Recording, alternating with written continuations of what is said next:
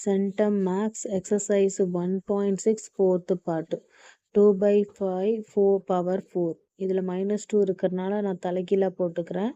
So 2 by 5 4 + 2 6 அவ்வளோதான். 2வை 6 time போடும்போது எனக்கு எவ்வளோ வேல்யூ கிடைக்குதுன்னு தெரியும். 64 கிடைக்கும். சரிங்களா? அதே மாதிரி 5வை வந்து நான் 6 டைம் மல்டி பண்ணும்போது 15,625 கிடைக்குது. சரிங்களா? செகண்ட் சம் அது தலைகீழாக போட்டுக்கோங்க. 5 by 4 த ஹோல் ஸ்கொயர். அதே மாதிரி தலைகீழாக 5 by 4 த ஹோல் கியூப். சரியா? ரெண்டு டிவிஷனில் இருந்தால் பவரை சப்ட்ராக்ஷன் பண்ணணும். ஸோ 2 - 3. ஸோ 5 by 4 -1 கிடைக்குது. நான் ப்ளஸ்ஸாக மாற்றுறதுக்கு 4 by 5ன்னு போட்டுக்கிறேன். சரியா? நெக்ஸ்ட் ஒன் பாருங்கள். 2 power 7.